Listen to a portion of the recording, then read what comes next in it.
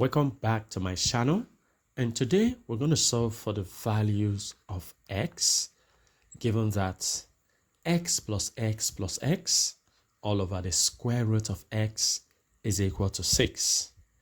Now notice that the left hand side is a fraction, and whenever we have a fraction where the unknown is also in the denominator, all we have to do is look for the domain.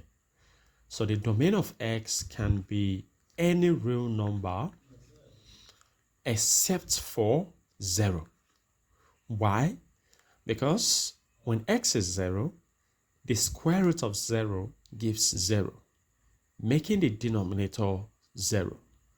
And whenever we have denominator as 0, that means the expression on the left-hand side becomes undefined.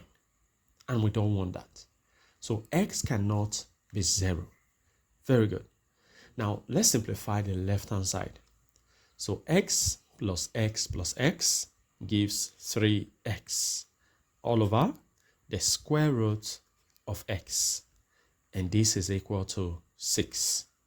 We have the left-hand side as a fraction. We can make the right-hand side a fraction by putting over 1. Now let's cross multiply. In cross multiplying, 3x times 1, that is 3x times 1. This is equal to the square root of x times 6. So the square root of x times 6. 3x times 1 is 3x. This is equal to the square root of x times 6 gives 6 root x. That is it. Now to get rid of this square root, we have to take the square of both sides. So this is 3x on the left. I'll take the square of the left-hand side. This is equal to the right-hand side. We have 6 root x. I'll also take the square of the right-hand side.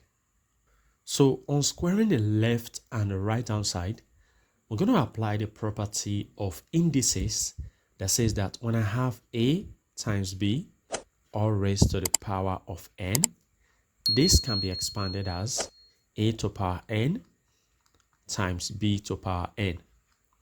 So let's apply this principle to the left and the right hand side. So that means the left hand side will be 3 to power 2 times x to power 2. Very good. And this is equal to the right hand side the same way, 6 to power 2 times the square root of x to power 2. Very good. So 3 squared is 9 times x squared. So that will be 9x squared. And this is equal to 6 squared is 36. Now watch something. That this square cancels out the square root, leaving behind x. That is it. Now we can move 36x to the left hand side, so that we have 9x squared, and as 36x crosses to the left, it becomes negative 36x, and this is equal to 0. Good. Now notice that 9x is common, so we can factor out 9x. Now open bracket, so 9x squared divided by 9x will be x minus 36x divided by 9x, I have 4. And this is equal to 0.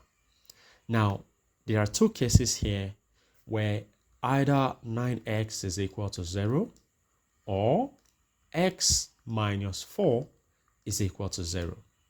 Now, for the first case, we can just divide both sides by 9.